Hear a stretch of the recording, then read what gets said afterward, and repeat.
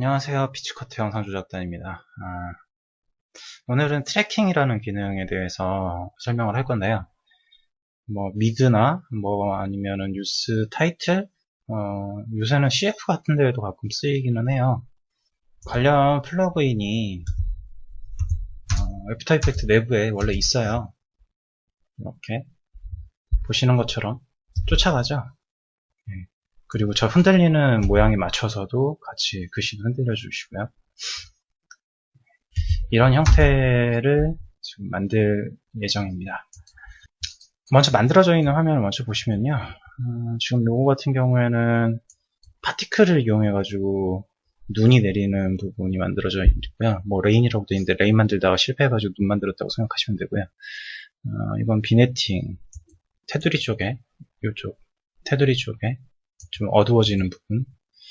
전체적으로 원래 원본 영상이 이런 형태예요. 맑은 날 찍은 건데 그걸 지금 흐린 날로 만들면서 색을 좀 많이 보정을 했습니다. 이런 식으로 색 보정하고 그런 부분들을 한 다음에 이제 주된 내용이죠. 우리가 지금 해야 될 트래커, 그 트래커를 할 건데, 이런 조정하는 부분들, 그리고 색상 조정하는 부분들 같은 경우에는 제가 이전에 한번 진행했던 컬러 그레이딩이나 그런 것들을 보시면 좀 유사히 흉내 내실 수 있을 거고요.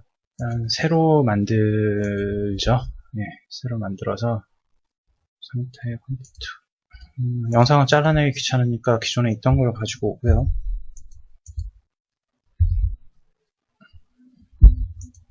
색상도 일단은 가지고 오겠습니다. 자, 이렇게 하고 이 상태에서 작업을 할 거고요. 트래킹하는 도구는 CS6 기준으로 일단 내부에 두 가지가 있어요. 하나는 자체적으로 가지고 있는 트래커라는 기능이 있고요. 이펙트 쪽에 찾아보시면 카메라 트래커라는 이 녀석이 하나 있거든요. 이렇게 두 가지를 일단 다 설명을 드릴게요.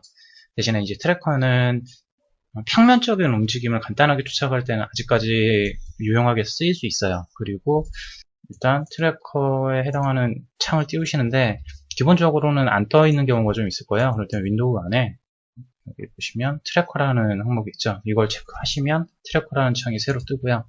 그 창을 띄운 상태에서 원하시는 그러니까 움직임을 쫓아가야 될 영상을 하나 선택하시고 여기서 트랙 모션 하시면 됩니다. 자, 이 창 안에서 작업을 하는 거고요. 트랙 포인트라고 하는 부분이 보이시죠? 이 녀석을 쫓아갈 피사체 대상, 쫓아갈 피사체 대상에다가 맞춰서 조정을 해주시면 됩니다. 일단 얘를 사이즈를 좀 키워야겠죠. 저희는 얘를 쫓아갈 거예요. 그러면 이렇게 얘한테 놓고 미리 한번 보셔야 되는 게 영상 소스가 있으면 그 영상 소스가 저희가 위치값을 쫓아가야 되니까 그 영상 자체가 프레임을 넘어가지 않는, 바깥으로 나가지 않는 그 위치를 좀 확인하셔야 되거든요. 지금 같은 경우에는 나가지 않겠죠? 그러니까 얘를 쫓아가도 되겠네요. 그래서 첫 번째 프레임에 일단 놓으시고 얘한테 맞춰 놓은 다음에 내가 쫓아갈 대상에 대한 크기를 요걸로 지정을 해주고요. 그 바깥쪽에 있는 사각형 같은 경우에는 이 지금 제가 지정했던 이 그림 부분 있죠? 오브젝트 부분. 이 오브젝트 부분이 다음 프레임, 다다음 프레임 움직이면서 움직일 최대 폭이에요. 그러니까 원래 다음 프레임을 가면 이만큼 움직이잖아요. 아래로 좀 내려가죠.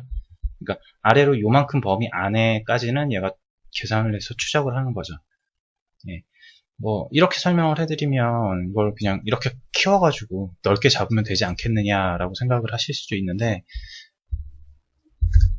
그런 경우에 가장 문제가 되는 게 이만큼의 영역을 전부 다 계산을 하기 위해서 속도가 엄청나게 느려지거든요. 가급적이면은 어느 정도 예상되는 범위가 있으면 쓸데없는 계산을 줄이기 위해서 그 예상하는 범위만큼에서 약간 더 여유 있게 이렇게 바깥 영역을 설정을 하시면 됩니다. 설정을 하시고요. 먼저 에디트 타겟에 해당하는 걸 먼저 만들어야겠네요.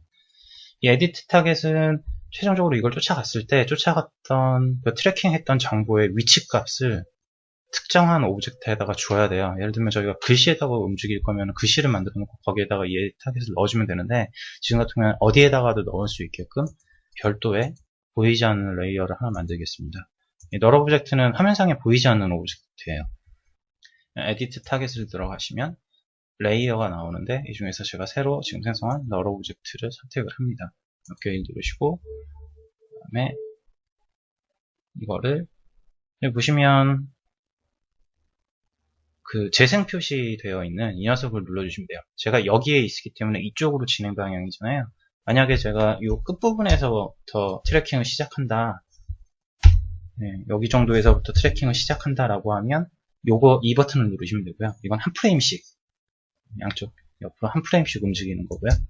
그런 식으로 위치 추적을 합니다. 저는 제일 앞에다가 놓고 이 버튼을 통해서 트래킹을 하겠습니다.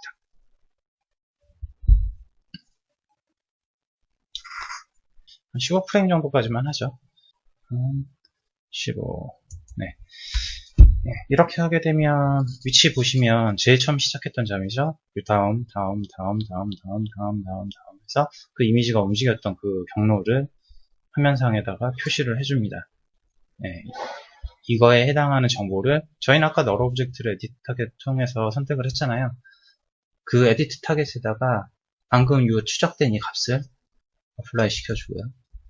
그럼 XY 값이냐, X1이냐, Y1이냐 나오죠. 지금 같은 경우에는 평면적인 움직임만 따라갈 거니까 XY, 그러니까 위아래, 좌우 전부 다 쫓아가야겠죠. 그래서 이거를 오케이 넣어주면 이제 널 오브젝트에서 널 오브젝트의 포지션이 이렇게 들어간 게 보이시죠? 널 오브젝트 같이 움직이는 게 보이실 거예요. 15프레임까지만 해가지고 그러거든요. 지금 뒷부분에서 안 쫓아가는 건 15프레임까지만 되어 있기 때문이에요. 요 이제 널 오브젝트를 어떻게 쓰느냐 하면 뭐 글씨 같은 걸 하나 만드신 다음에 이렇게 글씨 같은 거 하나 만드신 다음에 글씨를 얘를 따라가게 만들면 돼요. 자, 지정을 해줬죠. 글씨가 쫓아가죠. 널 오브젝트의 그 움직임을 그대로 가져갑니다. 트래커는 이런 식으로 사용을 하고요. 일단 영상을 다시 가져올게요. 좋아서 이번에 들어갈 내용은 카메라 트래커. 퍼센테이지 나오고 프레임 수 나오죠. 요 시간이 지나면 이런 식으로 그 위치 값을 프레임별로 다 저장을 해놓고 그 프레임에 해당하는 값들을 이런 식으로 나열해서 보여주는 거예요. 프레임씩 가보면 계속 쫓아가고 있죠. 이렇게 작업된 것 중에서도 보면 가끔 유실되는 포인트가 있을 거예요. 지금 방금 요거 같은 경우에도 포인트가 없다가 생겼죠. 저런 포인트들은 내가 여기서부터 영상을 쓸 게 아닌 이상은 쓸모없는 포인트라고 보시면 돼요. 사용하기 좀 어렵겠죠. 그렇기 때문에 저희는 지금 사용할 수 있는 것부터 사용을 하겠습니다. 이 내부에 있는 것들은 전부 안전한 것 같네요. 그래서 여기에 있는 것들 중에 하나를 골라서 사용을 하겠습니다. 이게 이름에 걸맞게 카메라를 생성을 해줘요. 그러니까 요 여러 가지의 점들의 움직임과 화면 움직임을 통해서 공간을 좀 어느 정도 계산을 하거든요, 스스로. 지금은 일단 순서대로 카메라를 일단 설정을 할게요. 이제 카메라가 여기에 생성이 된 거거든요. 이 상태로는 잘 알 수가 없잖아요. 글씨 같은 걸 하나 찍어보면 알아요. 이렇게 놓고 얘가 3D 오브젝트화가 되어 있으면 자, 보이시죠? 얘한테는 특별히 그 자체에 있는 값이라고 해야 되나? 그러니까 이 영상 자체에서 움직이는 값을 카메라에다 적용을 시켜준 거예요. 그렇기 때문에 기존에 사용했었던 그러니까 요 전에 방금 보여드렸던 트래커처럼 특정 오브젝트만 쫓아가는 게 아니라 공간 자체가 전부 움직임을 갖는다고 보시면 돼요. 카메라가 생성된 상태에서는. 그렇기 때문에 이런 특징을 가지고 있고요. 얘 위치를 그대로 따라가고 싶은 거잖아요, 저희는. 만약에 여기에 화면에 가까운 물체가 있고 먼 물체가 있으면 그 위치값이 다를 거기 때문에 저희 같은 경우는 얘랑 같은 위치에서 움직임을 가져온다라고 계산을 해야 돼서 다시 한번 보겠습니다. 얘한테서 텍스트를 생성을 하겠습니다. 이렇게 하고 이렇게 생성을 하고요. 살짝 위치는 이 정도쯤. 네. 그러면 저런 식으로 모양이 나오죠. 이렇게 지금 보시면 이렇게 포커스가 나갔는데 얘가 안 나갔잖아요. 이런 부분들까지 얘가 구현을 하지 못하니까 이런 부분은 수작업을 좀 하셔야 돼요. 근데 눈대중으로 자기 눈만을 믿고 작업을 해야 되는 부분이라 지금 만들어 놓은 작업물을 먼저 보여드리면 이런 식이 됩니다. 보시면 전체 값으로 다시 열어볼게요. 포커스 디스턴스 값인데 카메라 옵션에 보시면 일단 디버브 필더를 켜셔야 돼요. 기본적으로는 오프가 되어 있을 거예요. 오프가 되면 이 형태고요. 켜시면 이런 식인데 켠다고 해서 바로 이게 생기는 게 아니라 포커스 디스턴스 값이나 그 외에 뭐 블럭 값이라든가 이런 것들 이쪽에 보이는 이 항목들을 조정을 하시면서 스스로 좀 감을 키우셔야 되거든요. 그런 값들을 조정해서 보여지는 화면이고 뭐 예를 들면 지금 같은 경우에 제가 블럭 값을 더 늘린다고 하면 이렇게 다 번져 보이고요. 원래대로 들어가서 이제 그 초점이 맞는 위치에요. 그걸 조정해도 이런 식으로 방금 보이시죠? 이걸 멀리 가면 이렇게 이런 식으로 조정이 됩니다. 그걸 이용해서 충분한 곳에 점을 찍어주고 이게 살짝 지금 초점이 나가 있으니까 글씨도 살짝 초점을 내보내주고 여기 많이 나갔을 때 같이 좀 많이 나가게 해주고 초점이 확 맞았을 때 글씨에도 초점이 맞게 해주고 이런 정도의 움직임만 줬을 때 좀 자연스럽게 카메라의 그 아웃커싱을 따라가주는 느낌이 드는 거죠.